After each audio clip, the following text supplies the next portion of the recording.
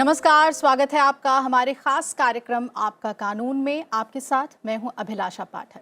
भारत के संविधान ने देश के सभी नागरिकों को समान अधिकार दिए हैं। सम्मान और न्यायपूर्ण जीवन जीने का हक सभी को हमारे संविधान ने दिया है, लेकिन कई बार जानकारी के अभाव में लोगों को न्याय से वंचित रहना पड़ता है।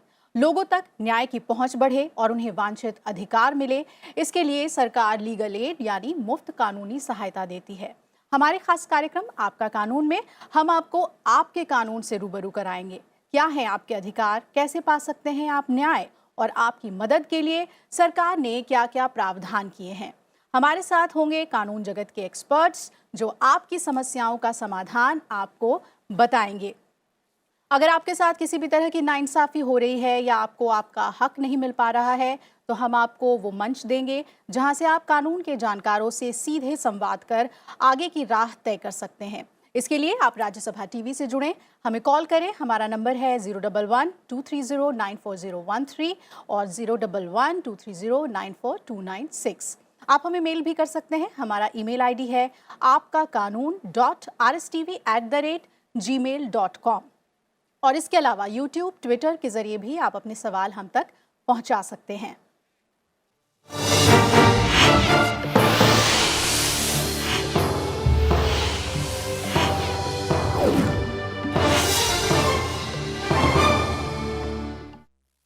तो आज हम बात करेंगे विल यानी वसीयत की।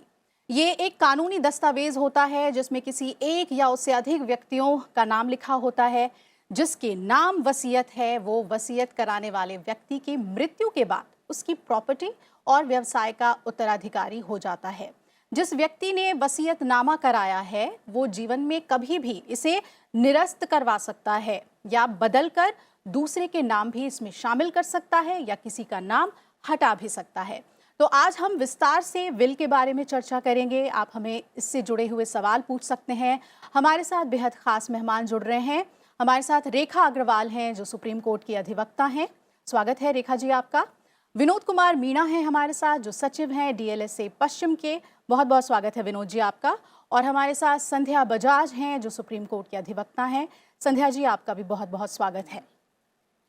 हम विल पर चर्चा कर रहे हैं आज और ये बेहद ही अहम होता है। सबसे पहले इसको थोड़ा सा समझने की कोशिश करते हैं कि कानून क्या है इससे जुड़े हुए।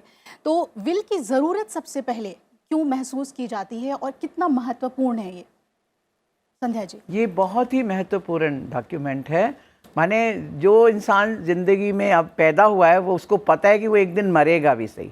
जब वो उससे पहले जो बीच का समय है उसके जो परिवार रिश्तेदार हैं वो आपस में किसी भी प्रॉपर्टी पर किसी बात पर ना लड़ें, आपस में कोई बात ना हो, पूरा प्रेम पूर्वक रहे सब कुछ, उसके लिए वो व्यक्ति ज़रूरत इस बात की महसूस करता है कि मेरे पास जो जो कुछ है, चाहे मैं बहुत अमीर हूँ या बहुत गरीब हूँ या बीच का हूँ, मिडिल क्लास हूँ, मुझे अपनी प्रॉपर्टी को साफ सुथरे शब्दों में प्रसन्नता पूर्वक ये लिखा होता है कि मैं पूरे प्रसन्न चित्त मूड में, पूरे स्वस्थ पूर्वक, पूरी दिलो दिमाग से, मेरा मन भी साफ है, सब कुछ साफ है, मैं घोषणा करता हूँ कि मेरी इस प्रॉपर्टी का मालिक ये रहेगा और उसका वो रहेगा। ये बहुत ज़रूरी है। वरना जो आप देख रहे हैं सिविल कोर्ट्स में, माने बरसों से मैटर्स उलझे हुए हैं जी। इतनी लोगों में लड़ाई है, सगे भाई बहनों में लड़ाई है, माँ बाप में, पति पत्नी में लड़ाई है, सब में लड़ाई झगड़े इसी बात पे हो जाते हैं, देवरानी जेठानी, कि मुझे क्या दे के मेरा ससुर गया है, क्या मेरा फादर दे गया। वो बाद में, पहले सब प्रेम में एक रहते हैं, नहीं नहीं हमारे को कुछ नहीं चाहिए, कुछ नहीं चाहिए,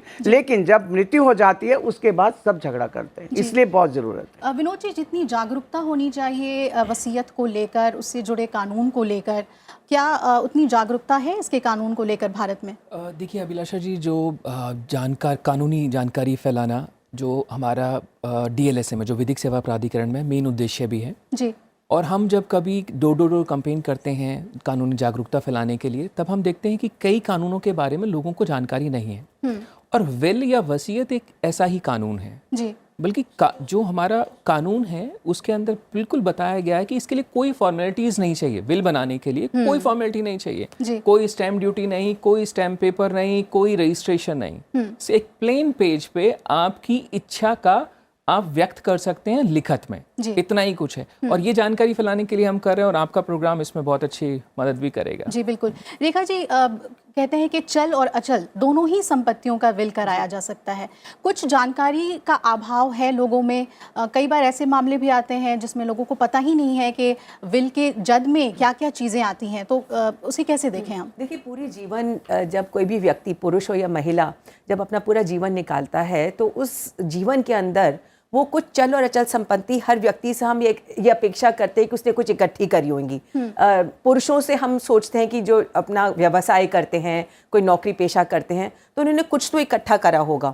महिलाओं की अगर बात करें तो अगर वो व्यावसायिक हैं तो वो बात अलग है, परंतु अगर व्यावसायिक नहीं भी हैं तो भी उनका जो खुद का जेवर होता है, उनका जो स्त्रीधन होता है, जो उनकी संपत्ति जो उन्होंने जीवन भर इकट्ठी करी होती है, संरक्षा करी होती है उसकी, तो वो सारी की सारी चीज़ें जो आप अपने एक जीवन काल के अंदर इकट्ठा करते हैं, उसके बारे में आप जो अपनी वसीयत बनाते हैं उसके बारे में लिख सकते हैं कि मेरे मरने के बाद में मेरी फलानी संपत्ति, जैसे मेरी कोई जायदाद है तो मैं कह सकती हूँ कि मेरे मरने के बाद में मेरी जो जायदाद है, मैंने फलाना प्रॉपर्टी खरीदी है, कोई फ्लैट खरीदा है या कोई ज़मीन है, ये इतने इतने लोगों के अंदर बंटवारा हो जाए या ये मेरे फलाने पुत्र को या पुत्री को मिल जाए। जो मेरा जेवर है मैंने जैसे शेयर्स इकट्ठे कर रखे हैं, हम शेयर्स और म्यूचुअल फंड्स का ज़माना आ गया, वो हमने इकट्ठे कर रखे हैं। यहाँ तक कि जो बहुत बड़ी बड़ी पेंटिंग्स होती हैं, बड़े पेंटर्स की जो होती है, जिनकी बहुत कीमत होती है, तो वो जो पेंटिंग्स होती हैं उनको भी आप उस विल के अंदर जो उसके बारे में लिख सकते हैं। तो कुल मिला के आपके जीवन काल की जो भी संपत्ति है उसका आप उसके अंदर विवरण दे सकते हैं कि मैं किस तरीके से चाहता हूँ या चाहती हूँ कि मेरी मृत्यु के बाद में इसका किस तरीके से डिस्ट्रीब्यूशन हो, किसको क्या मिले। तो सारा का सारा आपका जीवन की जो संपत्ति है उसके बारे में आप लिख सकते हैं। जी बिल्कुल। तो दुनिया से जाने के बाद आप अपनी संपत्ति किनको सौंपना चाहते हैं, आपकी इच्छा को दर्शाने वाला दस्तावेज ही विल यानी वसीयत कहलाता है। लेकिन विल डिक्लेयर करने के बाद भी कई तरह के विवाद इससे जुड़े हुए सामने आते हैं। आइए आपको मिलवाते हैं दिल्ली के ऐसे ही 2 परिवारों से जिनका वसीयत से जुड़ा हुआ मामला अदालत तक पहुंचा।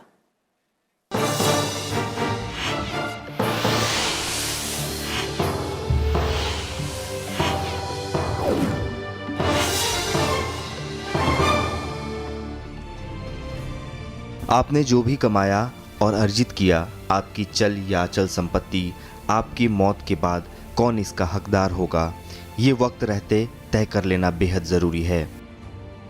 ये है वंदना शर्मा, जिन्हें वसीयत में अपनी मां से दिल्ली की पुश्तैनी मकान में अपनी भाई बहनों और एक भतीजे के अलावा अपना हिस्सा मिला। 2015 में मां की मृत्यु के बाद वंदना के भतीजे की पत्नी ने भी दावेदारी रखी और अदालत में एक और वसीयत पेश की, जिसके मुताबिक उसे भी एक हिस्सा मिलना चाहिए। 97 में हम लोगों के मतलब विल कराई, उसमें मेरे भतीजे को भी उसमें एक शेयर दिया। तो 3 सिस्टर्स, एक भाई हमारा और एक उसका बेटा, ये 5 हम शेयर होल्डर थे उसके। और मैंने शुरू से हम लोगों ने डिस्क्लोज भी कर रखा, कोई किसी को छुपाया नहीं था, सबको बता दिया था कि भी ऐसे 5 हिस्से मम्मी करके गई हैं। कराए मम्मी तब जिंदा ही थी।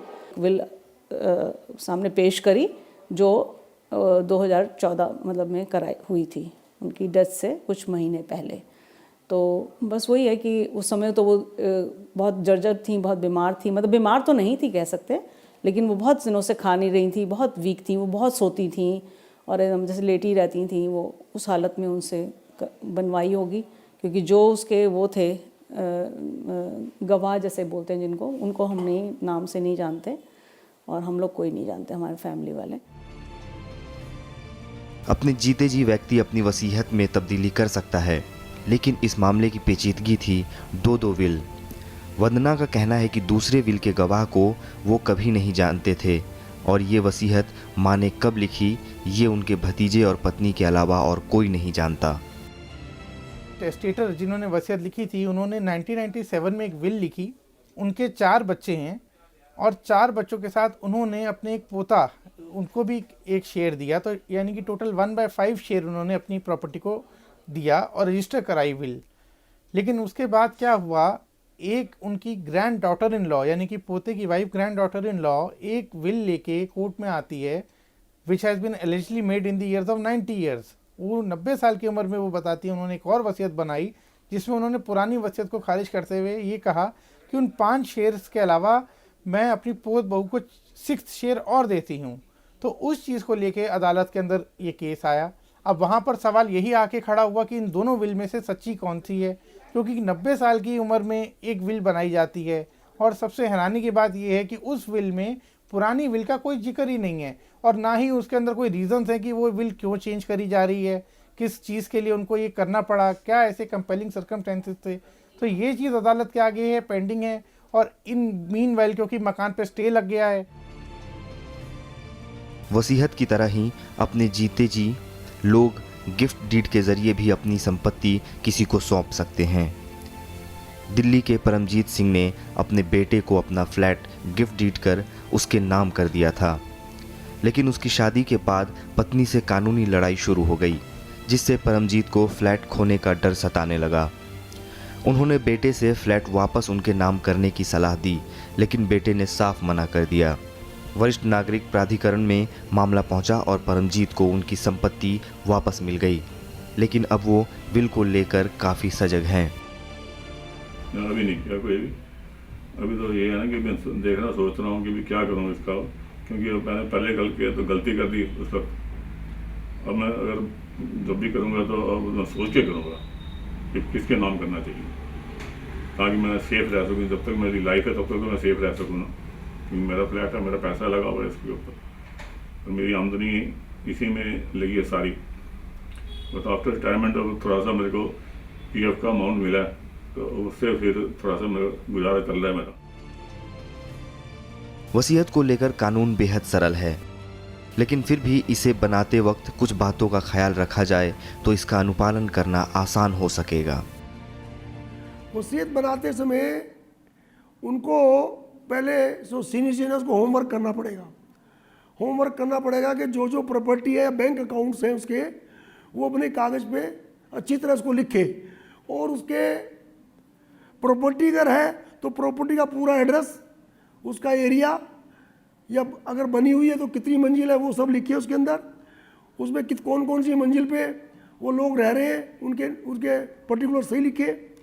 उसके अलावा जो आपकी बैंक अकाउंट है, बैंक अकाउंट का नंबर लिखे और उनका जो बैलेंस है वो करेक्ट लिखे। इसके अलावा और आपको जो है जो उसकी अगर उसने कोई इन्वेस्टमेंट कर रखी है, FDR कर रखी है, या कोई LIC पॉलिसी है, या कोई आपने कोई म्यूचुअल फंड में इन्वेस्टमेंट है या कोई प्रोविडेंट फंड है, तो जितनी भी उसकी असेट्स है, असेट्स का मतलब है कि वो उसको सारा उसको डिटेल देना पड़ेगा। और फिर उसमें ये भी लिखना पड़ेगा कि मेरी वाइफ है, तो वाइफ है तो जब तक वाइफ जिंदा रहेगी तो वाइफ मालिक रहेगी, और वाइफ के मरने के बाद 2 बच्चे हैं, 3 बच्चे हैं, 4 बच्चे हैं, 5 बच्चे हैं, वो इसके मालिक होंगे।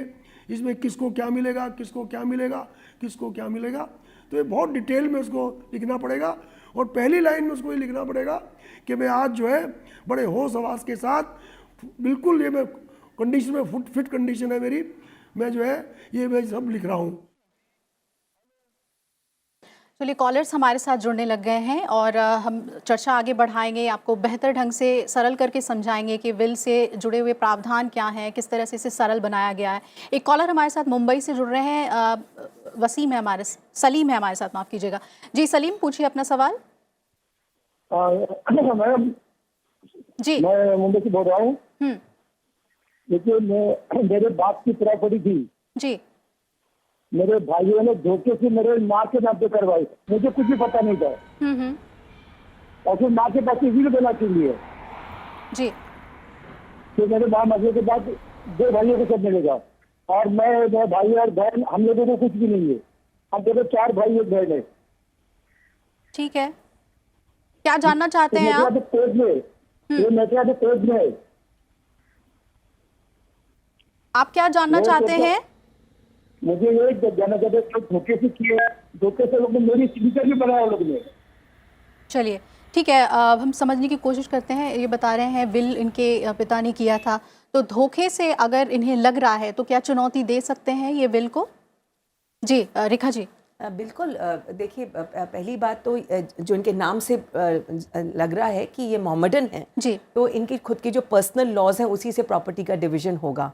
और दूसरी बात रही कि धोखाधड़ी की जो जहाँ पर भी बात आती है तो वो तो हर भारत के नागरिक को अधिकार है कि अगर उसके साथ धोखाधड़ी होती है तो वो कोर्ट के अंदर उसको चुनौती दे सकता है। अब किस वजह से ये कह रहे हैं कि धोखाधड़ी हुई है, ये तो वसीयत देखने के बाद ये पूरा जो इनका केस जो इन्होंने बोला कि कोर्ट में पेंडिंग है वही दे सकते हैं। पर धारा 420 जो इंडियन पीनल कोड की जो है भारतीय दंड अधिनियम वो तो हर नागरिक को मिला है अधिकार। तो अगर इनके साथ धोखाधड़ी हुई है तो अगर इन्होंने एक FIR रजिस्टर करी है उन अब परिवार के बाकी लोगों के खिलाफ, एक तो अधिकार वो भी है उनके पास में, एक विकल्प है जिसका वो इस्तेमाल कर सकते हैं। और सिविल कोर्ट के अंदर अगर मामला पेंडिंग है तो वो तब कोर्ट ही बताएगी कि आखिर के अंदर इनके साथ वाकई में धोखाधड़ी हुई है या जिसने जो विल एग्जीक्यूट करी है उनको अधिकार था कि नहीं, या जिस तरीके से उन्होंने प्रॉपर्टी का डिस्ट्रीब्यूशन करा है वो था कि नहीं, वो तो पेंडिंग मामला है। जी बिल्कुल। एक और कॉलर दिल्ली से हमारे साथ जुड़ गए हैं, कपिल हैं। कपिल जी पूछिए, क्या जानना चाहते हैं? नमस्कार जी। नमस्कार, पूछिए। हमें ये पूछना है, जैसे हमारे दादाजी थे, उनकी प्रॉपर्टी थी, दादाजी ने, मेरे चाचा ने क्या किया, दादा की प्रॉपर्टी अपने बच्चों का नाम पे गिफ्ट डीड के करा दी और फ्री होल्ड में लिख दिया, अखबार में छपवा दिया कि इसका कोई और वारिस नहीं है प्रॉपर्टी का। पर मैं भी अपने दादा की प्रॉपर्टी का वारिस हूँ, तो मैं भी पोता हूँ, तो मेरा कोई हक बनता है उसमें? जी विनोद जी, गिफ्ट डीड का ये मामला है, इसमें किस तरह से कानून लागू होते हैं? देखिए अभिलाषा, इसमें दो हम चीज़ों को समझना ज़रूरी है। पहली चीज़ हो गई कि गिफ्ट डीड वाला जो पॉइंट आ गया, और दूसरा हमारे गिफ्ट डीड में पहले बता देते हैं। गिफ्ट डीड देखिए डूरिंग लाइफ टाइम कोई भी व्यक्ति अपनी प्रॉपर्टी के लिए कर सकता है। अब इसमें आगे बढ़ने से पहले हम दो बता दें, प्रॉपर्टी दो तरीके की होती है, संपत्ति, अचल संपत्ति दो तरीके की होंगी जी। एक होगी एंसेस्ट्रल, जो हमारे दादा परदादा से हमारे पास मिल रही है, हमारे पास उत्तराधिकार से मिली है जी। एक होगी सेल्फ एक्वायर्ड प्रॉपर्टी, जो हमने खुद अपनी मेहनत से पैसे से कमा के फिर अर्जित की है जी। तो दोनों का रूल अलग अलग होगा। जो हमारी सेल्फ एक्वायर्ड प्रॉपर्टी है, जो हमने खुद अपने पैसे से अर्जित की है, उसके लिए तो हम कुछ किसी तरीके से कर सकते, गिफ्ट डीड से कर सकते हैं, विल से कर सकते हैं। जो हमारी एंसेस्ट्रल प्रॉपर्टी है उसमें सिर्फ हम अपने शेयर को विल या गिफ्ट डीड से कर सकते हैं जी। इसमें अगर इनके दादा ने उनके चाचा को दी है और वो सेल्फ एक्वायर्ड प्रॉपर्टी है तो उसमें हम जा नहीं सकते, नहीं बनता। जी जी। वसीयत एक कानूनी साधन है जिसके माध्यम से वसीयतकर्ता यानी जो व्यक्ति वसीयत बना रहा है वो अपनी आखिरी इच्छाओं को अपने निधन पर अपनी संपत्ति के हस्तांतरण के रूप में रिकॉर्ड कर देता है। भारतीय पंजीकरण अधिनियम की धारा 18E 1908 के मुताबिक वसीयत का पंजीकरण अनिवार्य नहीं है। वसीयत को पंजीकृत करना उसे अबाध्य नहीं बनाता। हमेशा अदालत के सामने चुनौती दी जा सकती है। ये भी जरूरी नहीं है कि पंजीकृत वसीयत मृतक का अंतिम वसीयतनामा हो। नई अपंजीकृत वसीयत भी बनाई जाती है जिसे वैध माना जाएगा। पंजीकृत वसीयत पर प्राथमिकता होगी। पंजीकृत या अपंजीकृत वसीयत को चुनौती देने के लिए कुछ आधार हैं जिससे जुड़े हुए सवाल भी आप पूछ रहे हैं और हमारे एक्सपर्ट्स भी आपको बताएंगे। अगर एक वसीयत अनुचित प्रभाव के तहत बनाया गया है तो चुनौती दी जा सकती है। वसीयत बनाने के लिए अगर धोखा दिया गया है तो भी इसे चुनौती दी जा सकती है। वसीयत बनाने वाले की जो स्वतंत्र सहमति है, फ्री कंसेंट है, वो बेहद ज़रूरी है। बल या धमकी का इस्तेमाल करके अगर वसीयत बनवाया गया है तो भी आप इसे अदालत में चुनौती दे सकते हैं। ऐसी वसीयत अवैध करार दी जाएगी। वसीयतकर्ता द्वारा विधिवत हस्ताक्षर और 2 गवाहों का अभाव अगर है तो भी इसे चुनौती दी जा सकती है। वसीयत करने वाला व्यक्ति मानसिक रूप से फिट होना चाहिए। वसीयत बनाने के बाद वसीयतकर्ता खुद वसीयत को रद्द भी कर सकता है। माता पिता और वरिष्ठ नागरिक भरण पोषण व कल्याण कानून 2007 के तहत गिफ्ट डीड के जरिए दिए गए संपत्ति को वापस लेने का अधिकार है। साथ ही विल के तहत जो उन्होंने डिक्लेयर किया है उसे भी बदलने का अधिकार वरिष्ठ नागरिक को है। आइए इसे हम और बेहतर ढंग से समझते हैं। संध्या जी, जब विल लिखवाया जाता है तो कई लोग इससे हिचकते हैं कि कैसे इसको ड्राफ्ट करेंगे, कैसे लिखेंगे, कैसे कानून को सरल बनाया गया और पंजीकृत कराना और नहीं कराना वो कैसे इसमें लागू होता है? वो भी अपने मन पर है, पंजीकृत कराएं या नहीं, लेकिन विल को बहुत साफ सुथरे अक्षरों में लिखें, कहीं कोई मिस्टेक नहीं हो, कहीं भी काटा पीटी नहीं करी हो। अभी कुछ लिखा, फिर एक वर्ड काट दिया, फिर दूसरा लिखा, एकदम स्पष्ट होना चाहिए। और जो 2 गवाह उस समय उपस्थित हैं, आप करा रहे हैं। पहले जो विल करता है, वसीयत करता, वो करेगा अपना साइन, उसके सामने ही वो दोनों करेंगे। माने ये नहीं कि वसीयत करने वाले ने साइन कर लिए, उसके बाद वो पड़ोसियों के पास जा रहे हैं कि अब तुम कर दो, अब तुम कर दो। ये भी साबित होना चाहिए कि वो नशे में भी ना हो, ये भी साबित होना चाहिए कि वो स्वस्थ हो उस समय, उसका दिमाग ठीक काम कर रहा हो। और इस तरीके से मैं आपको बताना चाहती हूँ कि 50% जो विल हैं वो हमारी कोर्ट्स में इस समय चैलेंज कर रखी है लोगों ने, क्योंकि हर घर में ये झगड़ा बड़ी जल्दी से शुरू हो जाता है कि प्रॉपर्टी, क्योंकि हर प्रॉपर्टी की कीमतें भी अलग अलग होती हैं। दिल्ली वाली मैंने उसको दे दी और हरियाणा वाली किसी और को दे दी, तो वो भी एक दो भाइयों में झगड़ा हो जाएगा कि हरियाणा में तो कोई कीमत नहीं, दिल्ली में तो बहुत कीमतें हैं। तो ये सब चीज़ों को आप साफ साफ लिखना होता है कि मैं अपने बेटे को ये क्यों दे रहा हूँ और बेटी को ये क्यों दे रहा हूँ, या अपनी पत्नी को कितना दे रहा हूँ, महरूम कर रहा हूँ। नहीं, अगर ये सब वो लिख पाएगा तो फिर जो हिंदू अनडिवाइडेड हमारा लॉ है उसके अनुरूप होगा। जैसे अभी पहले बात हुई, एक मुस्लिम शख्स ने पूछा कि भाई हमारा ये कैसे, इसमें ओरल विल भी होती है। अगर दो लोगों के सामने वो कह देते हैं तो वो भी एक उनको प्रिविलेज है, उस तरीके की भी उनमें वसीयत होती है उनके कानून के अनुसार।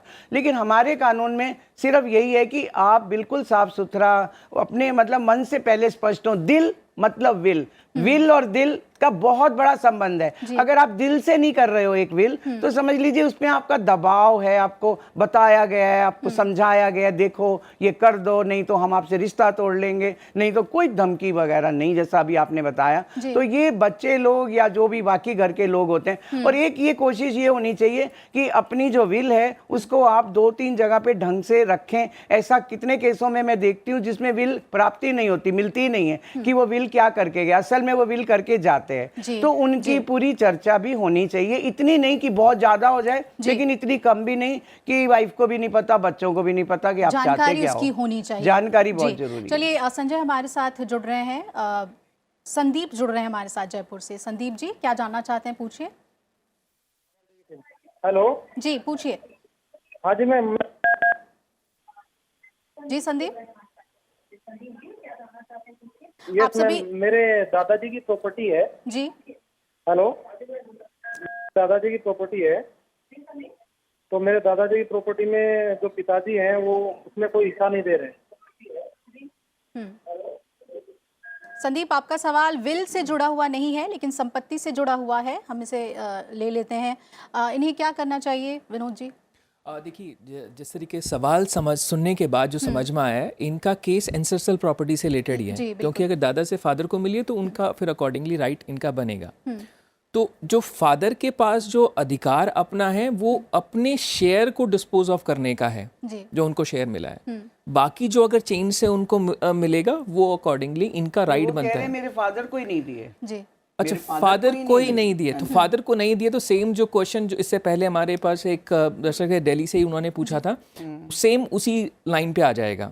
दादा ने अगर उनकी सेल्फ एक्वायर्ड प्रॉपर्टी है तो वो किसी भी तरीके से डिस्पोज ऑफ कर सकते हैं, क्योंकि विल से रिलेटेड इनका केस नहीं है। और अगर उनकी एंसेस्ट्रल प्रॉपर्टी थी तो अकॉर्डिंगली हमारा के कोर्ट में केस फाइल करके वो हिंदू लॉ के अकॉर्डिंग जा सकते हैं, पार्टीशन के अकॉर्डिंग जा सकते हैं। अभिलाष जी, यहाँ पे ये देखना पड़ेगा कि जैसे उन्होंने कहा कि दादा की प्रॉपर्टी है, तो दादा के पास जब दादा ने वो प्रॉपर्टी अर्जित करी, खरीदी वो प्रॉपर्टी, तो दादा के पास पैसा कहाँ से आया?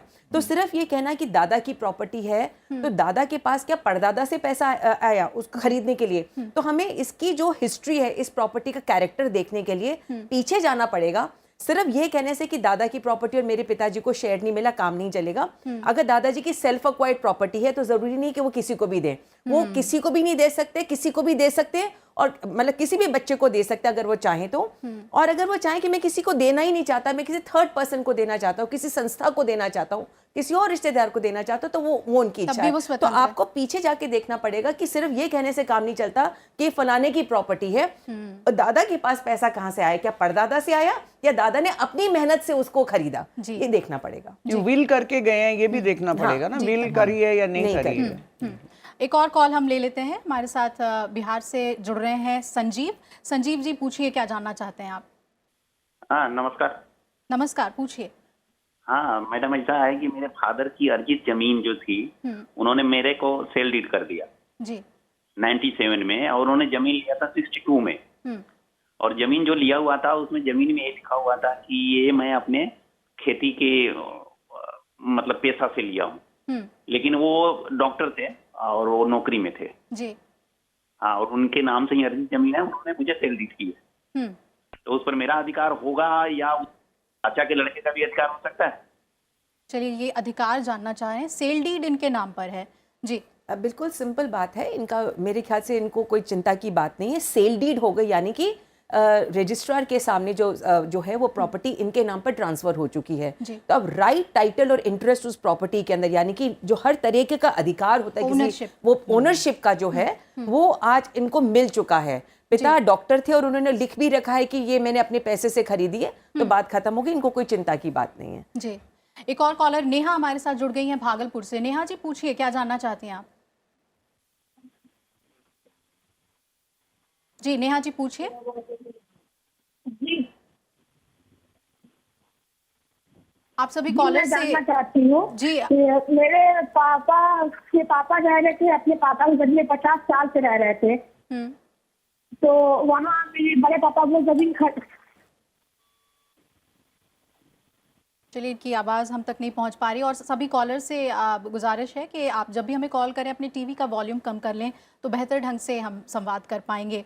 हमने जिस तरह से बात करी विनोद जी की रजिस्टर कराना और रजिस्टर नहीं कराना, प्राथमिकता कोर्ट में किस दस्तावेज़ को दी जाती है, ये बहुत समझना ज़रूरी है कि डॉक्यूमेंट्स कौन से कॉन्क्रीट माने जाते हैं अदालत में। देखिए, जो जैसे हमने स्टार्टिंग में ही बता दिया था, विल एक इतना सरल डॉक्यूमेंट है, इतना सरल दस्तावेज है कि इसके लिए और कोई कानूनी दावपेच की ज़रूरत नहीं है। सरल लैंग्वेज, कोई स्टैम्प ड्यूटी नहीं, कोई स्टैम्प फीस नहीं, कोई even registration is not compulsory. लेकिन इट इज़ ऑलवेज एडवाइजेबल, हम हमेशा ये सुझाव देंगे कि आप अपनी विल या वसीयत को रजिस्टर करवाएं, क्योंकि अगर कोर्ट में कोई आपका केस, अगर नॉर्मली आपने विल बनाई, कार्यान्वयन उसका अच्छी तरीके से हो गया, बंटवारा हो गया, कोई प्रॉब्लम नहीं है।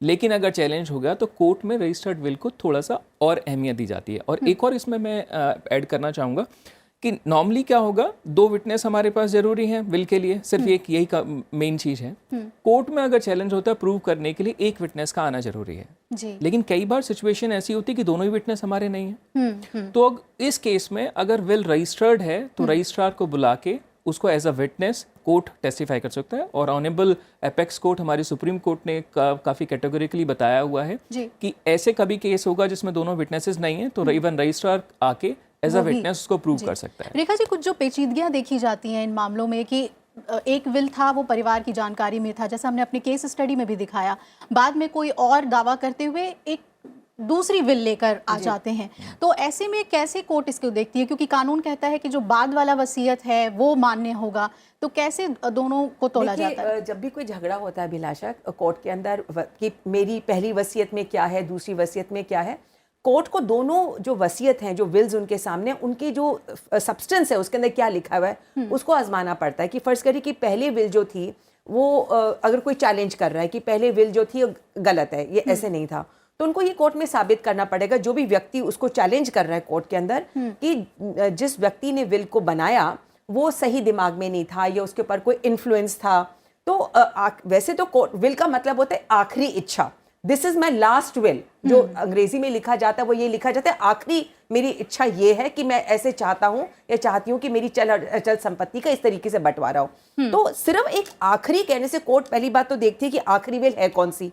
एक विल है जो फर्ज करिए कि 1 साल पहले बनी हुई है, दूसरी बनी हुई है 1 साल के बाद में, पहली वाली विल रजिस्टर्ड है, दूसरी वाली विल रजिस्टर्ड नहीं है। तो जिसने विल बनाई उसका क्या दिमाग उस समय सही था, उसकी सेहत सही थी, तो बहुत सारी फैक्ट्स एंड सर्कमस्टांसेस देखने पड़ते हैं जिसके उनको ध्यान में रखते हुए, उनका अवलोकन करते हुए कोर्ट उस नतीजे पे पहुंचते कि कौन सी विल को माने। जरूरी नहीं कि पहली वाली विल जो रजिस्टर्ड है उसी को ही माना जाएगा। अगर किसी ने उसको चुनौती दे दी कोर्ट के अंदर, तो जो दूसरी वाली जो विल है, जो आखिरी विल पाई गई है, फर्ज करिए कि वही आखिरी विल पाई गई है और पर वो रजिस्टर्ड नहीं है, पंजीकृत नहीं है, तो हो सकता है कि कोर्ट जो आखिरी वाली विल है जो पंजीकृत नहीं है उसको इंपॉर्टेंस दे, उसको महत्व दे और कहे कि ये सही है, और जो पहली वाली जो विल जो पंजीकृत है उसके बावजूद भी उसको खारिज कर दे। अब जो दूसरे व्यक्ति, एक बस संदीप बस एक लाइन यहाँ पे ऐड कर दूं कि जो आखिरी विल अगर कोई कहता है तो कहने वाले ये कहेंगे कि जी 1 साल के बाद में उस व्यक्ति की जो सेहत थी वो खराब हो गई थी, वो मानसिक स्थिति सही नहीं थी,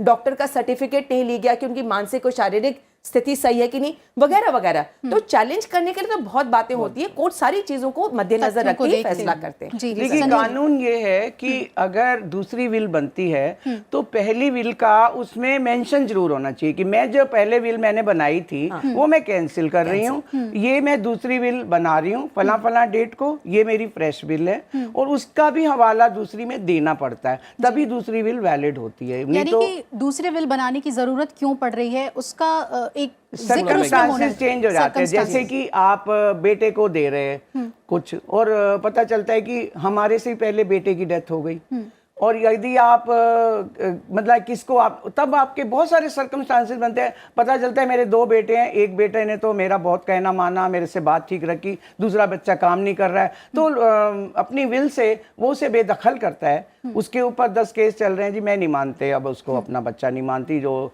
और दूसरा वैसे कानून भी है कि जब वो बच्चा कोई जेल में होता है उसके ऊपर भी आप विल को नहीं कर सकते, विल आप चेंज भी कर सकते हैं कि मुझे तो मालूम नहीं था कि वो कल क्रिमिनल निकलेगा। तो इस तरीके के बहुत सारे सर्कमस्टांसेस बनते हैं जो किसी की लाइफ में भी आते हैं। लेकिन मैं एक बात इस प्रोग्राम से ये जरूर कहना चाहूंगी हर एक से, किसी का 50 गज का भी घर है ना, वो भी समझे कि वो भी अमीर आदमी है। वो 50 गज के घर में मैंने झगड़े होते देखे हैं कि 50 गज के घर में 4 परिवार रह रहे हैं और सब कह रहे हैं कि ये तो दादा हमको दे गया था, ये बाप हमको दे गया था, लेकिन पता चलता है कि किसी को कुछ नहीं है और फिर उसको बांटना भी बहुत मुश्किल होता है। मैं सभी को ये कहना चाहूंगी कि जो दर्शक देख रहे हैं वो दर्शक अपनी विल इस बात पे ना तैयार करें अच्छा मैं मरने वाला हूं या मैं मरने वाली हूं, नहीं, उससे पहले भी आपको जागरूकता होनी चाहिए। हस्ताक्षर इसमें कितना अहम रोल? मैं इसी के बारे में, क्योंकि जब दोनों पैनलिस्ट ने बात की है तो कुछ बातें हमारे जाएंगे दर्शकों के लिए जानना बहुत जरूरी है। वो हमारे पास हैं कि इसमें क्या क्या बातें ध्यान रखनी है। कोई लीगल फॉर्मेलिटीज नहीं, लेकिन बातें कुछ हमें ध्यान रखनी होंगी। इसमें देखिए 3-4 चीजें रहेंगी। पहले समझ लेते हैं कि लोग कौन कौन होंगे। सबसे पहले तो हमारे पास वसीयत करता होगा जो टेसेटर है जी। दूसरा हमारे पास होगा बेनिफिशियरी जिसको हम दे रहे हैं, जिसके नाम प्रॉपर्टी कर रहे हैं। तीसरा हमारे पास होगा एक एग्जीक्यूटर हमेशा हमें बनाना चाहिए जो उस विल को, उस वसीयत का कार्यान्वयन करे जी। और तीसरा हमारे पास, चौथा हमारे पास आ गया 2 विटनेसेस होने जरूरी है। सिग्नेचर वाली बात पे अब मैं आता हूँ। सिग्नेचर हमेशा सामने होने चाहिए। जैसे संध्या जी ने स्टार्टिंग में बताया भी था, वसीयतकर्ता के साइन और विटनेसेस के साइन आमने सामने होने चाहिए। और एक और बात मैं इसमें ऐड करना चाहूंगा, क्योंकि हम सेफगार्ड्स बता रहे हैं, जो दोनों विटनेसेस हैं वसीयतकर्ता को हमेशा ध्यान रखना चाहिए कि उससे वो उम्र में 10 या 15 साल कम हो। कई बार क्या होता है, हम अपने दोस्तों को बना देते हैं, अपने रिलेटिव को बना देते हैं और वो हमसे पहले ही हमारे साथ ही एक्सपायर हो, तो लड़ाई झगड़ा बहुत बढ़ जाता है। जी, जी। तो ये ध्यान रखना चाहिए, उम्र का ध्यान रखना चाहिए। मोहन हमारे साथ दिल्ली से जुड़ रहे हैं, पूछिए मोहन जी सवाल अपना। मैडम ये हम पूछना चाह रहे हैं, दादी की डेथ हो गई और हम भाई हैं, तो उसमें उसकी प्रॉपर्टी का कैसे बंटवारा होगा? क्या किसी तरह का विल है इसे लेकर? नहीं, विल नहीं है जी। ये भी एक चर्चा का अहम विषय है। जब विल नहीं होता है तो फिर किस तरह से बंटवारा होगा? रेखा जी इनको क्या करना चाहिए? सिंपल जो मेरे को समझ है, इनके पिताजी की डेथ हो गई, क्या बोले, पिताजी की डेथ हो गई, तो इनकी माता जी है कि नहीं पहले ये भी देखना होगा। तो अगर वसीयत नहीं छोड़ के गए इनके पिताजी, तो जो लॉ ऑफ सक्सेशन के हिसाब से जितने भी वारिस हैं, यानी कि उनकी माताजी और जितने भी बच्चे, और बच्चों के अंदर बेटियां भी इंक्लूडेड हैं। अक्सर ये सोचा जाता है हमारे देश में ज्यादातर कि बेटियों को कोई अधिकार नहीं मिलेगा, उनकी शादी हो गई या शादी करके वो चले जाएंगी तो उनको कुछ ना मिले। परंतु कानून बहुत बदल गया है समय के साथ साथ, और अब जो अगर कोई भी व्यक्ति वसीयत नहीं छोड़ के जाता तो उसके बाद में वो, जिसको हम कहते हैं कि इंटेस्टेट, कि वो व्यक्ति इंटेस्टेट उनकी देहांत हो गया, अंग्रेजी में ये शब्द इस्तेमाल करते हैं हम। तो जितने भी वारिस हैं उनको बराबर बराबर मिल जाएगा। ऐसा नहीं कि किसी को कम और किसी को ज्यादा, माताजी को भी और जितने भी बच्चे हैं उन सबको पूरा बराबर मिलेगा। और इसी में मैं एक और ऐड कर लेता हूँ, क्योंकि दिल्ली से ही वो हैं। किसी भी तरीके की आपको अगर प्रॉब्लम आती है, समस्या आती है, तो आप हमारे, क्योंकि मैं विधिक सेवा प्राधिकरण से हूँ, तो आप 1516 नंबर पे कॉल कर सकते हैं और आपको जो भी कानून का सजेशन होगी, कानूनी राय होगी, वो आपको फ्री ऑफ कॉस्ट मिल जाएगी। जी बिल्कुल। सुखराज हमारे साथ पंजाब से जुड़ रहे हैं। सुखराज जी आप पूछिए अपना सवाल।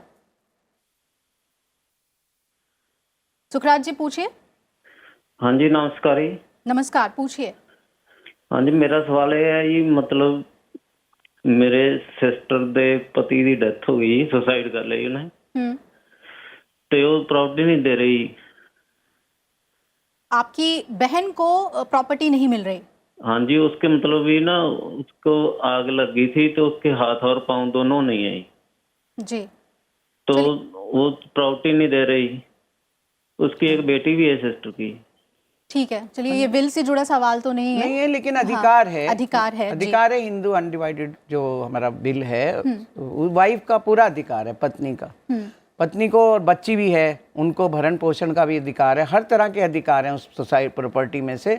लेकिन ये मतलब शादी का सर्टिफिकेट है, शादी सही में रजिस्टर्ड है, फिर वो फैमिली उसको मानती है, मतलब परिवार को देना पड़ेगा उसमें से। आप सिविल कोर्ट में जाइए, चैलेंज करिए। और बेटी भी है, और बेटी भी है, कानूनी सहायता भी मुफ्त मिल सकती है। कानूनी सहायता भी मुफ्त मिलेगी और पंजाब में भी मिलती है, हर जगह मिलती है। हाँ, बहुत सारी कैटेगरीज हैं, उसमें मैं दर्शकों को ये बताना चाहूँगा कि महिलाएं चाहे कितनी भी अमीर हैं, कितनी भी गरीब हैं, कितनी भी पढ़ी लिखी है, नहीं पढ़ी लिखी है, उन सबको मुफ्त कानूनी सहायता मिलती है। और हर जिले में हमारी विधिक सेवाएं प्राधिकरण है, तो वहाँ जाके आप मुफ्त कानूनी सहायता ले सकते हैं। जी, चलिए अब कुछ मेल्स ले लेते हैं। काफ़ी मेल्स हमारे पास आ रहे हैं। ये मेल लिखा है वीरेंद्र पटनी ने, और उन्होंने पूछा है कि पिछले महीने ही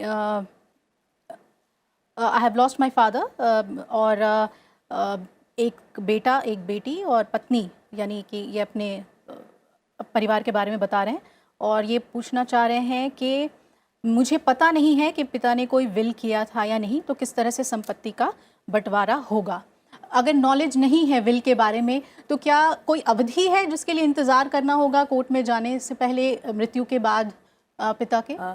भिलाषा जी, जो मैं समझूं कि इनके पिताजी वसीयत नहीं छोड़ के गए हैं, इनकी जानकारी में नहीं है, इंटेस्टेट हैं, और आपको कोई जानकारी भी नहीं है, तो या तो जो बाकी जितने भी बच्चे हैं उनके आपस में बैठ के बंटवारा कर लें, मतलब प्यार से, जैसे कहते हैं कि समझौता कर लें, आके सारा परिवार, ज़्यादातर ऐसे होता है कि साथ में बैठते हैं और उसके बाद में कि भाई ये इसको हम बराबर बराबर डिवाइड कर लेते हैं। तो जब, जैसे मैंने अभी पहले भी बताया था, अगर वसीयत नहीं है, इंटेस्टेट अगर किसी व्यक्ति की मृत्यु हो गई है, तो सबका बराबर बराबर हिस्सा होता है। बेहतर तो यही होगा कि सारे बच्चे जो हैं वो आपस में बैठ के अपना बंटवारा कर लें, और अगर कोई भी जो बच्चा है वो उसको सही तरीके से नहीं करता है और ज़्यादा हिस्सा मांगता है या बंटवारे के लिए तैयार नहीं होता है, तो उसके लिए कोर्ट में जाके पार्टीशन का दावा कर सकते हैं और आपको बराबर बराबर अपना हिस्सा मिल जाएगा।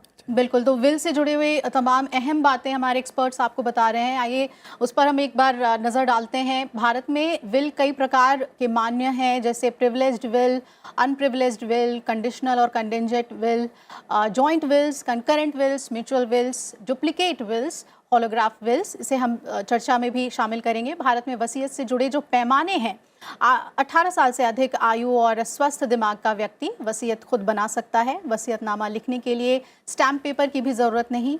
वसीयतनामा कानूनी और तकनीकी भाषा में हो, ये भी ज़रूरी नहीं। वैधता के लिए इसे रजिस्टर्ड कराने की भी ज़रूरत नहीं है। वसीयतकर्ता के हस्ताक्षर और 2 गवाहों के प्रमाण इसमें ज़रूरी हैं। संपत्ति के मामले में यदि एक से ज़्यादा बार वसीयत लिखी गई, तो अंतिम बार जो वसीयतनामा लिखाया गया वो मान्य होगा। वसीयतनामा सशर्त भी हो सकता है। कानून के किसी प्रावधान के विपरीत या अगर नीतियों के ये खिलाफ है, तो इसे अवैध करार दिया जा सकता है। अपराधिकृत वसीयतनामा सामान्य लोगों द्वारा लिखवाया जाता है, जिसकी हमने ज़्यादातर चर्चा की है। वही प्राधिकृत वसीयतनामा जो है वो सैनिक, वायुसेना और नौसेना में काम करने वाले लोग युद्ध के समय लिखवाते हैं। 2 या 2 से अधिक लोग भी एक संयुक्त वसीयतनामा यानी जॉइंट विल भी लिखवा सकते हैं। वसीयतनामा लिखवाने वाला एक एग्जीक्यूटर नियुक्त करता है। प्रोबेट यानी वसीयतनामा की सर्टिफाइड कॉपी ही वसीयत का साक्ष्य होती है। प्रोबेट ही वसीयतनामा की प्रामाणिकता को सिद्ध करता है। आइए हम चर्चा में आगे बढ़ते हैं। उससे पहले एक और हम मेल यहाँ पर ले लेते हैं। ये मेल आया है सीमा का। वो लिखती हैं कि मेरे दादाजी की मृत्यु के बाद एक वसीयत सामने आई है, लेकिन जो उसकी लिखावट है और जो तमाम बातें उसमें लिखी गई हैं वो बेहद ही एक तरफा है, जबकि हम लोग संयुक्त परिवार में रह रहे थे और सब कुछ हमारे बीच ठीक था। तो क्या हम इसको चुनौती दे सकते हैं? जी संध्या जी। जी बिल्कुल चुनौती दे सकते हैं, क्योंकि संयुक्त परिवार होते हुए भी एक बेटा अपने हक में अपने पिता को कर लेता है कि मैं ज़्यादा सेवा कर रहा हूँ या मेरी पत्नी ज़्यादा सेवा कर रही है, जबकि अधिकार तो दूसरे का भी है। ये अक्सर देखा गया, बहुत से केस ऐसे होते हैं कि पिता मोह में आके किसी एक के नाम वो दे कर देते रहा है। हैं या बिल्कुल ही एक तरफा, हाँ, एक को दिया और एक को नहीं, नहीं वो दिया। जरूरी नहीं कि वो कर रहा है, उस पर प्रेशर उस समय होता है इस तरीके का कि वो कर रहा है। सेकंड में उसको पता चलता है कि नहीं मेरे सारे बच्चे बराबर हैं, तब तक वो उससे पहले उसकी मृत्यु हो गई होती है। तो डेफिनेटली इसको चैलेंज किया जा सकता है। जी रेखा जी। बिल्कुल, जैसे संध्या जी ने कहा ये बिल्कुल सही बात है। ये वसीयत तो कभी भी चैलेंज हो सकती है। जो चैलेंज कर रहे हैं, जैसे जो आपकी जो कॉलर है सीमा, जिन्होंने कहा कि ये एक तरफा विल है, तो इनको बस कोर्ट में ये साबित करना पड़ेगा। देखिए, अगर चल और अचल संपत्ति की बात करते हैं तो अगर वो सेल्फ एक्वायर्ड है, निजी संपत्ति है, तो आप ये नहीं कह सकते कि पिताजी ने क्यों दी। उनका ठीक है, आप सेवा, जैसे संध्या जी ने कहा कि एक बेटे की जो मिसेज हैं उन्होंने ज्यादा सेवा करी, उस बेटे ने ज्यादा सेवा करी, तो पिता की मृत्यु के बाद में ये इस तरह के विवाद हर परिवार में होते हैं कि एक जैसा डिसकंटेंट सी जो फीलिंग आती है कि ये सही नहीं करके चले गए, ऐसा होना चाहिए था, वैसा होना चाहिए था। पर फिर भी एक बात जरूर रहेगी कि सेल्फ एक्वायर्ड है, निजी संपत्ति है, अगर उन्होंने किसी को भी दी, चाहे उन्होंने गलत किया, संयुक्त परिवार जरूर था, परंतु फिर भी उनकी इच्छा थी, उन्होंने किसी को देना चाहा, उन्होंने दे दिया। हो सकता है कि उनको लगता हो कि दूसरे बेटे के पास वो काफी सेल्फ सफिशिएंट है, उसके पास काफी प्रॉपर्टी है, उसको जरूरत नहीं है, वो तो अब विदेश में रहता है, वो मेरी संपत्ति का क्या करेगा, वगैरह वगैरह। या मेरी बेटियां हैं जिनकी शादियां हो गई हैं, उनको देने की कोई जरूरत नहीं, वो अपने परिवारों के अंदर खुश है।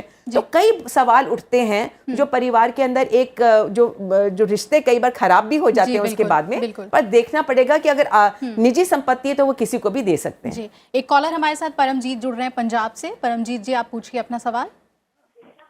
हेलो, नमस्कार जी। जी पूछिए। सर, मेरी ना 2 शादियां हुई हैं। पहली शादी की ना एक बेटी थी, उसका डाइवोर्स हो गया था मेरा, और दूसरी जो मेरी पत्नी है जी, उन्होंने मेरे पे केस दोबारा कर रखा है। उनके मेरे 2 बेटे हैं, एक बड़ा है 22 साल का और छोटा 13 साल का। जी, वो उनके मेरी मतलब कि दूसरी जो घरवाली है उनकी भी 2 शादियां हुई थी। वो अब पहले पति के साथ रह रही है। उन्होंने कोर्ट में केस कर रखा प्रॉपर्टी का। ये कैसे हो पाएगा मेरा? जी, बाइगमी का ये है मामला। दोनों ही तरफ से 2-2 शादियां हैं, पिता की भी 2 शादी और जो दूसरी जो इनकी माँ है उनकी भी 2 शादी। तो अब इसमें प्रॉपर्टी बाइगमी में नहीं बनती है क्योंकि डिवोर्स लेके किया गया है। एक हाँ डिवोर्स है इसमें, बाइगमी में नहीं बनती। जी जी, ये तो वो पूछ रहा है कि किसको क्या क्या मिलेगा। जी हाँ जी, पूरे मुझको फैक्ट्स नहीं समझ आए, पूरी डिटेल में समझना पड़ेगा। अगर बाइगमी नहीं है और डाइवोर्स के बाद में, संध्या जी ने बिल्कुल सही कहा, अगर दूसरी शादी हुई है तो जो उससे जो बच्चे पैदा हुए हैं वो भी कानूनी तौर पे अपना अधिकार रखते हैं।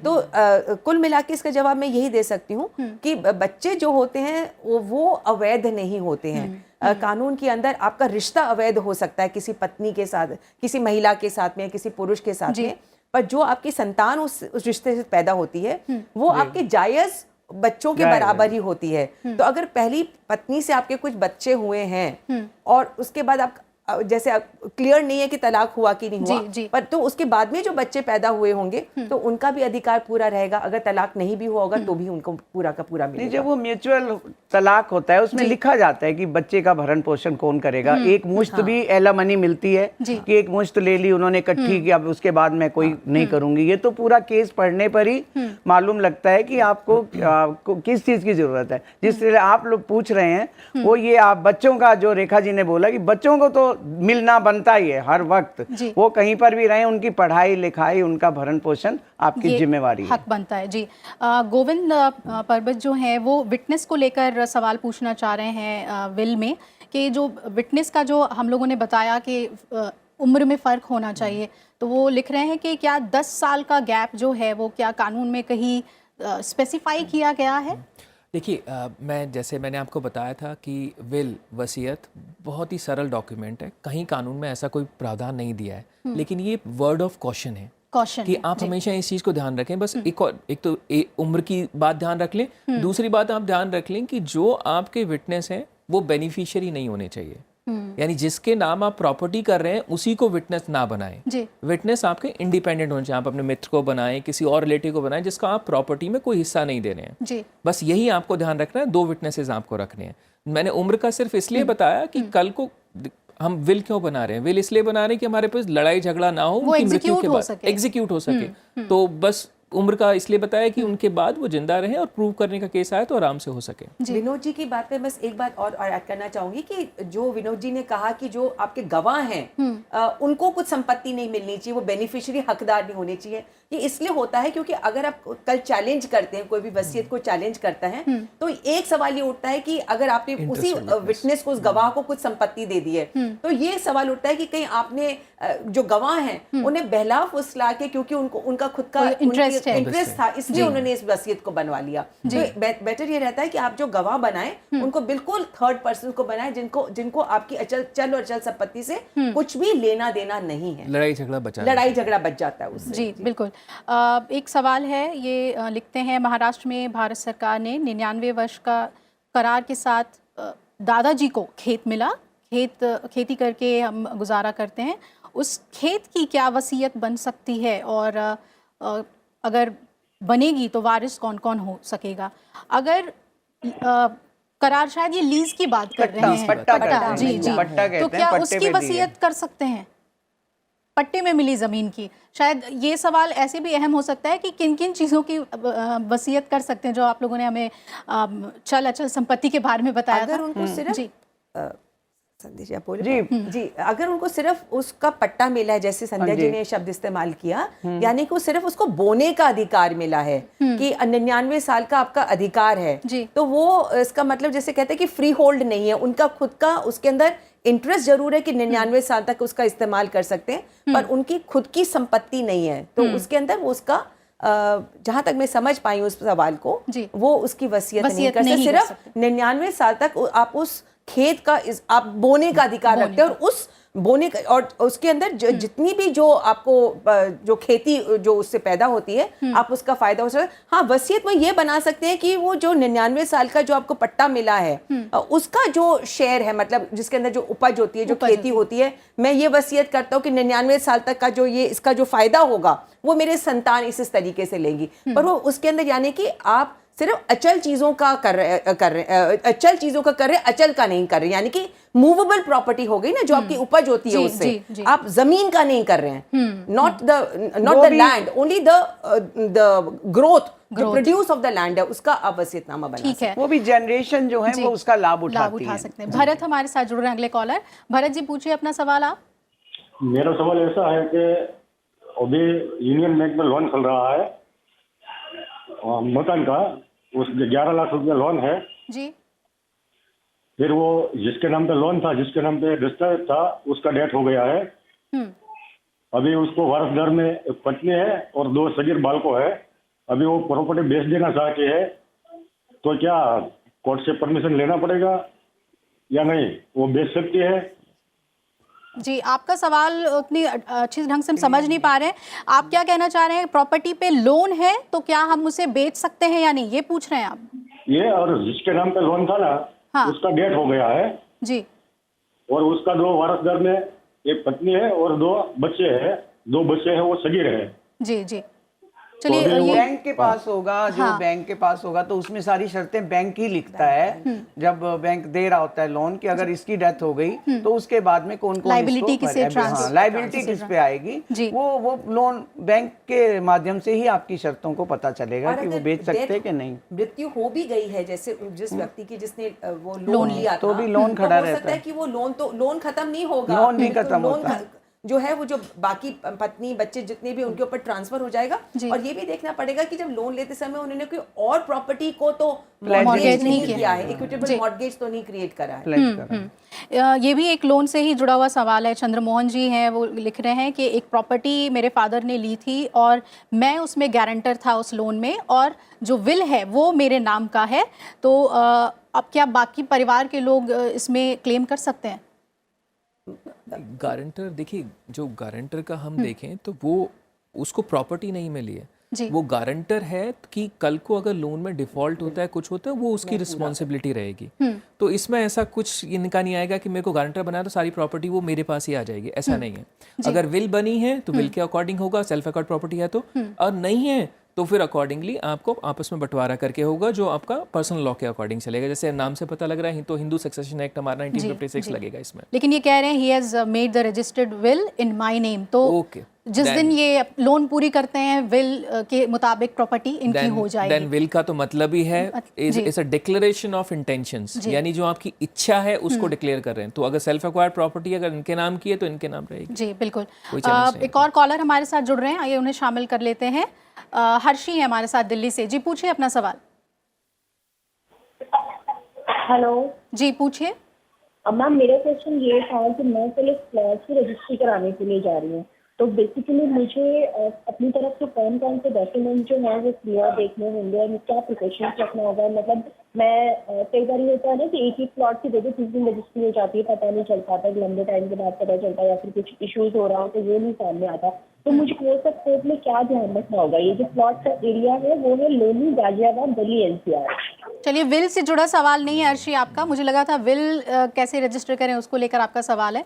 प्रॉपर्टी को लेकर है कि क्या क्या डॉक्यूमेंट्स इनके पास होने चाहिए अगर ये रजिस्टर कराने जा रहे हैं। रजिस्ट्रेशन, ये इनका एक सवाल ये भी था कि क्या एक कोर्ट में जाके रजिस्ट्रेशन के लिए आपको कोर्ट में नहीं जाना, आपको रजिस्ट्रार के ऑफिस जाना है। और जैसे नाम से भी लग रहा है, मैं दोबारा कह रहा हूँ क्योंकि मैं विधिक सेवा प्राधिकरण से हूँ, दिल्ली से हैं, आप 1516 पे कॉल करके किसी भी तरीके की कानूनी समस्या का समाधान ले सकते हैं। यहाँ पे हमारा टॉपिक विल है, वसीयत है। इसमें मैं एक बात और ऐड करना चाहूँगा। हमने सारे टर्म्स को समझ लिया लेकिन प्रोबेट को नहीं समझा है। जी प्रोबेट को समझना हमारे जरूरी, क्योंकि हमारे दर्शकों को ये जानना जरूरी। प्रोबेट लेमैन को समझ नहीं आता प्रोबेट है क्या चीज। देखिए, probate is nothing but the order of the court. Court अपना स्टैंप लगा रही है कि ये विल है, last valid will of the testator है जी। और इससे ज़्यादा कुछ नहीं है। दिल्ली में इट्स नॉट कंपलसरी, और अगर आपका कहीं कोई प्रॉब्लम नहीं है, कहीं कोई आपको कंटेस्ट नहीं कर रहा उस विल को, तो आप उसका अकॉर्डिंगली एग्जीक्यूट कर सकते हैं। Probate is not required. और एक एग्जीक्यूटर का टर्म भी हमने बताया। एग्जीक्यूटर जो है वो नियुक्त करना, क्या हर एक विल में ये होना ही चाहिए, या फिर जो वैसे मामले होते हैं जिसमें बहुत ही कॉम्प्लेक्स प्रॉपर्टी है, बहुत ज़्यादा प्रॉपर्टी है, कैसे केसेस में एग्जीक्यूटर होने चाहिए? अभिलाषा जी, जैसे विनोद जी ने भी कहा कि विल जो है आखिरी इच्छा बहुत सरल तरीके से, कानून में कहीं भी ये प्रावधान नहीं है कि अगर आप विल बनाते हैं तो आपको कोई एग्जीक्यूटर का मतलब, एग्जीक्यूटर अंग्रेजी का शब्द है जो आम दर्शक को शायद नहीं समझ आए। एग्जीक्यूटर का मतलब क्या है कि जो उसको तामील करेगा, जो उसके अंदर उसको कार्यान्वयन करेगा कि जो लिखा है, क्योंकि मैं जिसने विल बनाई वो तो रहा नहीं, वसीयत वाला तो उसकी तो मृत्यु हो गई, पर मृत्यु के बाद में ये कैसे आपको ये तसल्ली हो सकती है जीवन के अंदर कि मेरे मरने के बाद में जो मैं चाहती हूँ वो वैसे का वैसा हो। मैं चाहती हूँ कि इसका बंटवारा ऐसे हो, उसी को मिले, या मैं चाहती हूँ कि ये इसका लाभ इस व्यक्ति को मिले, तो उसको साकार करना कि जो मैं चाहता हूँ इस तरीके से साकार हो जाए। मेरी मृत्यु के बाद में भी मैं इस व्यक्ति में विश्वास रखता हूँ कि ये एक भरोसे का व्यक्ति है, और जैसे मैं चाहता हूँ मेरी जो वसीयत है उसको पूर्ण तरह से साकार करके देगा, तो मैं शांति से मर सकता हूँ। ये एग्जीक्यूटर का मतलब है। पर अगर आपने नहीं बनाया, अगर आपने एग्जीक्यूटर नहीं बनाया तो इसका मतलब ये नहीं कि आपकी विल अवैध हो गई, वैध तो फिर भी रहेगी। लेकिन जो जैसे आपने पूछा कि जी बहुत सारी प्रॉपर्टीज हैं, कॉम्प्लिसिटी है, कुछ ऐसा उलझने हैं, तो जरूर एग्जीक्यूटर रखना चाहिए। लेकिन आपकी प्रॉपर्टी इतनी है कि एक मकान है, एक दुकान है, तो ये उसमें एग्जीक्यूट कराने की कोई जरूरत नहीं है। बहुत बड़ा है, 10-50 होटल है, प्लाट है, उसमें एग्जीक्यूट। एक प्रिविलेज्ड विल को भी लेके मुझे पूछना था कि जो साहसिक कार्य के लिए या युद्ध के लिए जाते हैं, तो क्या वो विल सिर्फ उसी अवधि के लिए ही वो लागू रहेगी? नहीं, देखिए, अगर एक सिपाही है, वो उनके साथ भी 2 सिपाही हो रहे हैं, वो देख रहा है कि हमारे सामने ये इसका जो है शहीद हो रहा है ये, तो वो शहीद होने से पहले अपने दोस्तों को अपनी बात बता सकता है कि जो मेरी गांव में प्रॉपर्टी है मैं उसको इस तरीके से देना चाहता हूं अपने इनको। बाद में वो आके अगर ये बताते हैं तो वो भी एक प्रिविलेज्ड विल में मानी जाती है। इस तरीके की बातें तो प्रिविलेज है, ये इन्हीं लोगों को मिला हुआ है, सभी को नहीं कि ऑरली हम लोग कुछ बोलें और वो हमारी विल मानी जाए, वो नहीं होते। वो किसी भी तरह से कन्वे कर सकते हैं रेखा जी, चाहे अपने डिपार्टमेंट को या अपने घर वालों को। बिल्कुल, जो व्यक्ति, जैसे कोई हम सोल्जर की बात कर रहे हैं, वो अगर युद्ध के ऊपर है, वॉर फ्रंट के ऊपर है और शहीद होने की ऐसा उसको आशंका लगती है कि मैं शायद जीवन नहीं बचूंगा, तो जिस व्यक्ति को उन्होंने कन्वे करी है, जो भी अपने साथ के अंदर है, वो बेहतर ये रहता है कि वो तुरंत जितना जल्दी से जल्दी हो सके उस बात को within 7 days विदिन 7 डेज जो है, जैसे फर्स्ट करिए वॉर खत्म हो गया पर 7 डेज से ज्यादा भी अगर हो जाते हैं तो वो आके वो मैक्सिमम 10 डेज के अंदर आके वो बता दें कि देखिए इस व्यक्ति ने ऐसी अपनी आखिरी इच्छा जो थी वो जाहिर करी थी, तो उसका कहीं पर वो कहते हैं लिखित उसका प्रमाण हो जाएगा, नहीं तो उसके बाद में आप खुद जो है उसको गलत बता सकते हैं। बिल्कुल, तो हमें उम्मीद है कि आज के विषय ने आपको वसीयत से जुड़े कानून के बारे में जागरूक किया होगा। आप सभी कॉलर्स का शुक्रिया हमारे कार्यक्रम में हमारे साथ जुड़ने के लिए, और आप सभी एक्सपर्ट्स का बहुत बहुत शुक्रिया। संध्या जी आपका, विनोद जी आपका, रेखा जी आपका भी बहुत बहुत शुक्रिया। कई पेचीदगियों भरे सवाल का जवाब आपने हमारे कॉलर्स का दिया, उनको समाधान बताया।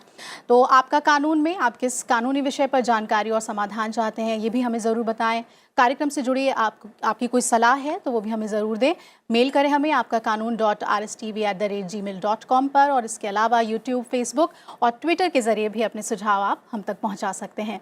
तो अगले हफ्ते रविवार 10 बजे हम फिर हाजिर होंगे और बात होगी इस बार क्रेडिट कार्ड्स फ्रॉड होने की स्थिति में कानूनी उपाय क्या हैं। अगर आप क्रेडिट कार्ड या डेबिट कार्ड के ज़रिए धोखाधड़ी के शिकार हुए हैं तो आपके पास क्या कानूनी विकल्प हैं, इस पर बात करेंगे। तो अगले रविवार हमारे साथ ज़रूर जुड़िएगा। फिलहाल आपका कानून में मुझे दीजिए इजाज़त। नमस्कार।